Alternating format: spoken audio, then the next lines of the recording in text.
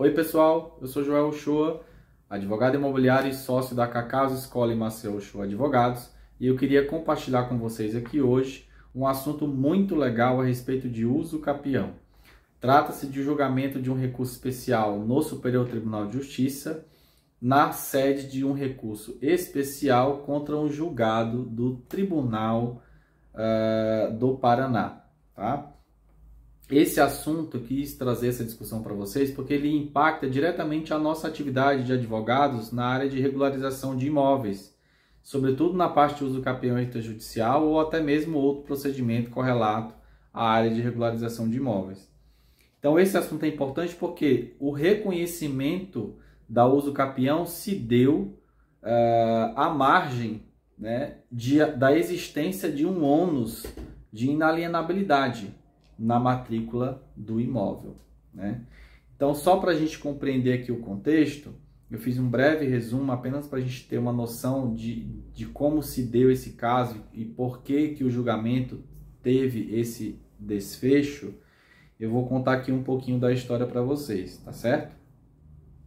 Os recorrentes são herdeiros, aí os recorrentes no recurso especial ao STJ, são herdeiros de Rômulo, que por sua vez é filho de Otaviano e Diva. Estes faleceram, tendo deixado testamento público, por meio do qual gravaram com cláusula de inalienabilidade os bens imóveis que caberiam a Rômulo em pagamento de sua legítima.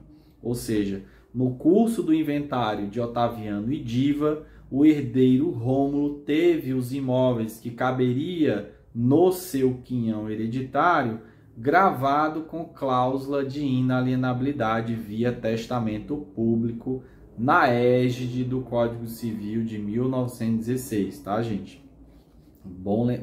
Muito bom fixar essa informação. Com o falecimento de Otaviano e Diva, foi instaurado o processo de inventário. No curso, os herdeiros postularam, e aí eu queria que vocês prestassem bem atenção nesse ponto. No curso do inventário de Otaviano e Diva, os herdeiros, ou seja, Rômulo e os demais filhos, né, dos falecidos, pleitearam a concessão de autorização judicial para alienação de um imóvel rural de determinado X tamanho, o que foi concedido pelo juízo do inventário.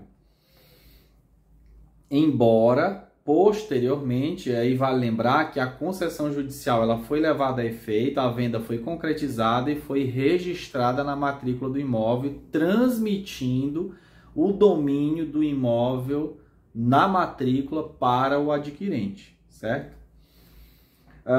Embora a sentença concessiva, né, ou seja, a sentença que autorizou a alienação tenha sido cassada pelo tribunal, ou seja, em um momento posterior, né, em um recurso de apelação para o Tribunal do Paraná, ficou reconhecida a ausência de manifestação do Ministério Público, o que levou à anulação da sentença proferida no primeiro grau, que inclusive reconhecia e autorizava a alienação do imóvel a requerimento de todos os herdeiros, tá?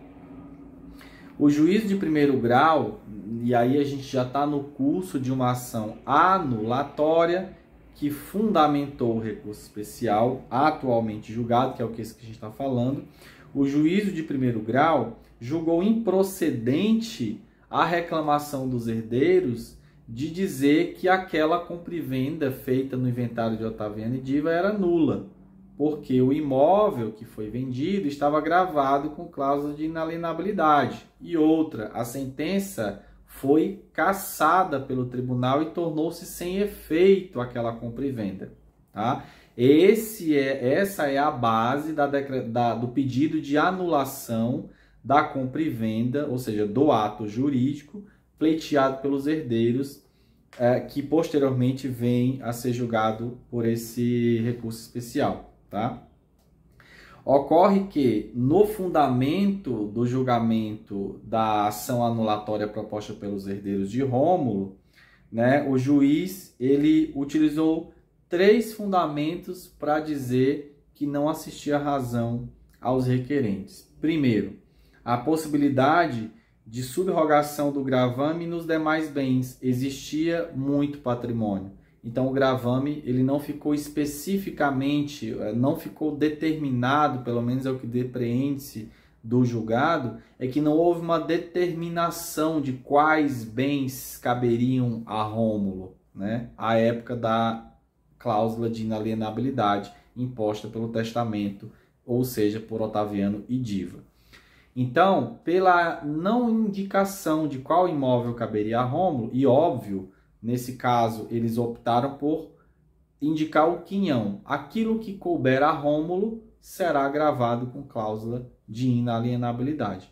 Ou seja, até a abertura do inventário e o cumprimento do testamento, não se sabia, pelo menos é o que depreende do julgado, se haveria ou não, quais seriam os bens gravados com inalienabilidade indicados pelo testador, que era possível e óbvio, estava sob a égide do Código Civil de 16 e havia essa previsão no artigo 1723, tá, pessoal? Hoje, no Código Civil de 2002, vigente, o artigo 1848, ele traz uma hipótese justificada para a eventual necessidade de impor esse gravame no patrimônio hereditário, tá? E aí o Tribunal de Justiça, e aí só para concluir, ele primeiro ele falou que a possibilidade de subrogação do gravame, né, apontado no testamento, sobrecair sobre os outros bens do acervo hereditário de Otaviano e Diva, não tinha problema nenhum e não acarretaria nenhum prejuízo para os herdeiros. E também, obviamente, ele não poderia deixar de considerar no dispositivo a boa-fé do adquirente que à época comprou o imóvel com autorização judicial, embora depois cassada pelo tribunal por ausência de manifestação do Ministério Público. E, por conseguinte, o implemento do prazo para aquisição do imóvel por uso capião. O juiz entendeu que, embora houvesse esse questionamento da nulidade ou não, da compra e venda feita ou não com autorização judicial no inventário de Otaviano e Diva, ele reconheceu que durante o curso dessas ações, ou seja, desde a época da aquisição pelo adquirente do imóvel de boa-fé, já transcorreu todo o tempo necessário para o reconhecimento da uso capião. E aí, como fundamento, o Tribunal de Justiça do Paraná ele utilizou o artigo 214, parágrafo 5º da Lei dos Registros Públicos, que diz o seguinte: a nulidade de pleno direito do registro, uma vez provadas, invalidam independentemente de ação direta. E no parágrafo 5º ele fala: a nulidade não será decretada se atingir terceiro de boa-fé. O caso aqui é o do adquirente que lá atrás teve autorização judicial para comprar o imóvel do acervo hereditário de Otaviano e Diva mediante requerimento dos herdeiros. Então este é o terceiro de boa-fé, aquele que pagou o preço e teve a outorga de escritura pública e consequente registro no cartório.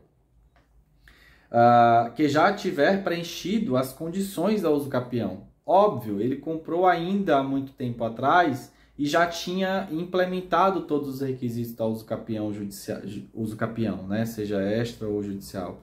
O fato é que ele já tinha comprovado os elementos.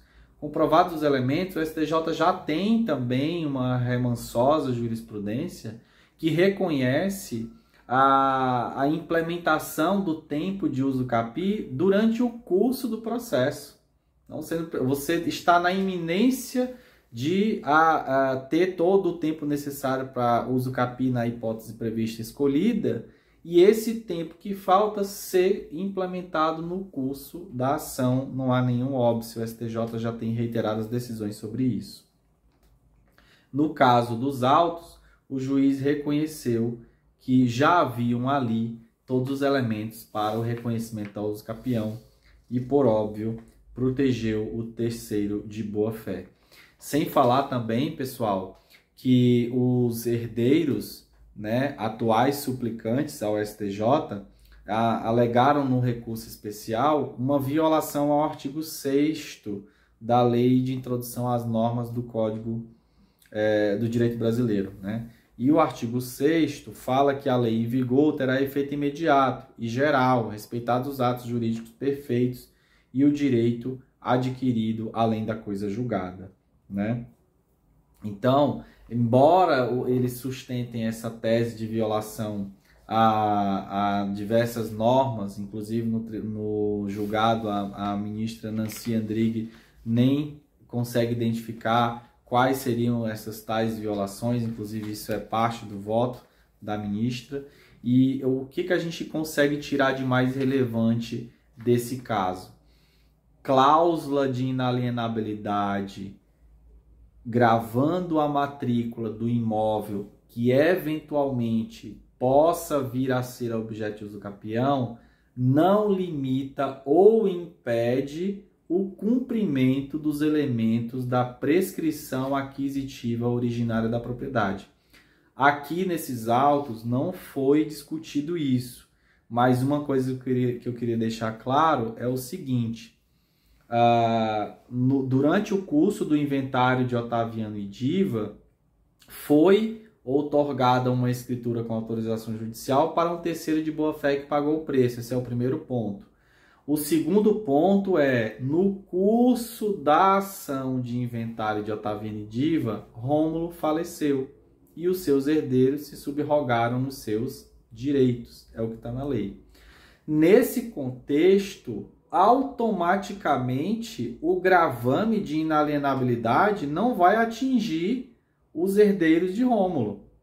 A inalienabilidade proposta no testamento sob a égide de 1916, que é o caso em concreto, não vai transmitir a cláusula de inalienabilidade para os herdeiros. Automaticamente ela cai juntamente com o seu interessado, ou seja, o alvo da inalienabilidade seria Rômulo. Com o falecimento de Rômulo, ela cairá junto com ele. Na prática, não vigora ou não pode se vigorar, pelo menos com base em todos os precedentes do Tribunal de Justiça dos Estados e também com a jurisprudência das Cortes Superiores, essas cláusulas restritivas e impossibilitativas de requerimento de uso capião ou outro direito qualquer não pode atingir terceiros de boa-fé e também não se transmitem para os sucessores.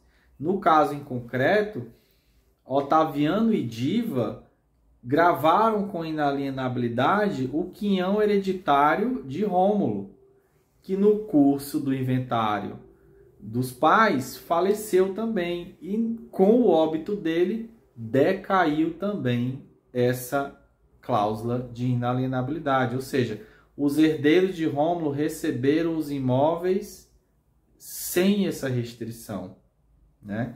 Por outro lado, também lá desde a data da compra até agora, o imóvel já havia sido vendido de boa fé para um adquirente, com autorização judicial, ainda que depois tenha sido cassada pelo tribunal. Mas não se teve notícia da adoção de outras medidas que suspendessem o cumprimento do prazo dos elementos de uso capião. Então, não houve, ou não se teve notícia pelo menos, que desde a venda do imóvel houvesse alguma objeção nos autos de alguma discussão judicial a respeito da nulidade da compra e venda feita à época. Então, o ponto mais importante dessa discussão toda aqui que eu queria dizer para vocês é que a uso capião ela tem requisitos muito objetivos. Não cabe a inserção ou a extensão desses elementos. São objetivos, claros. Cumpridos esses elementos, nada impede de se pleitear o pedido. Então, pessoal, esse caso é um caso muito legal. Eu vou publicar uma matéria nos próximos dias aqui no nosso site para que a gente possa compartilhar esse assunto. Eu queria trazer para vocês porque isso impacta diretamente a nossa vida como advogados imobiliários e isso aguça ainda mais o conhecimento a respeito da regularização fundiária e como se dá o entendimento dessa matéria perante os oficiais de registro. Então, essa cláusula de inalienabilidade encontrada nesse julgado, ela traz uma solução muito prática, né? Cumpridos os elementos de uso capião, a prescrição aquisitiva é originária e pode ser reconhecida a qualquer tempo por sentença judicial, certo? Ou administrativa, no caso de uso capião extrajudicial. Então, esses detalhes, como por exemplo, Rômulo, que tinha um patrimônio gravado com inalienabilidade ainda pelos pais, num testamento de 1916, sob a égide daquela lei, ele não transmite essa cláusula de inalienabilidade para os herdeiros de Rômulo. Elas decaíram junto com ele. Rômulo faleceu, caiu com ele junto essa cláusula de inalienabilidade. E óbvio que por natureza, por natural, o patrimônio que caberia a Rômulo cabe agora aos herdeiros de forma limpa, sem nenhuma restrição. Por outro lado também, a compra e venda já foi feita, perfeita e acabada, levada a efeito de registro no cartório de imóveis. Desde a data da compra e venda autorizada judicialmente lá atrás, não se teve notícias de eventual contestação por quaisquer dos herdeiros em relação a esse imóvel. Ainda porque no testamento pelo menos não se teve notícia nesse julgamento de que ele havia sido invalidado, né? Então, obviamente que ficou protegido o terceiro de boa fé e que os atuais suplicantes no recurso especial ao STJ estavam fadados ao insucesso, seja porque o imóvel não estava perfeitamente identificado com cláusula de inalienabilidade, ou seja, o imóvel que foi vendido não era especificamente o que estava constante do testamento, mas apenas o quinhão, ainda a ser definido no momento da abertura da sucessão por Otaviano e Diva. Então, na prática, imóveis com cláusula de inalienabilidade, em tese, não impedem o reconhecimento da uso capião sob qualquer pretexto. O uso capião tem elementos próprios e completamente descolados de qualquer tipo de extensão de maiores elementos, tá bom, pessoal? Então, eu agradeço a atenção de vocês, eu queria compartilhar esse assunto, porque ele é muito legal, traz um ensinamento muito bom, principalmente para quem atua na área imobiliária. Então, fica aqui essa dica para vocês, eu vou postar no site esse assunto para vocês, quem quiser ter acesso, vou deixar o link aqui embaixo também, e fica aí para vocês e para a gente, todos nós, esses bons ensinamentos trazidos por esse julgado da ministra Nancy Andrighi no julgamento de um recurso especial que trata de reconhecimento de uso capião em matéria de defesa. Um grande abraço, muito obrigado e até a próxima. Tchau, tchau.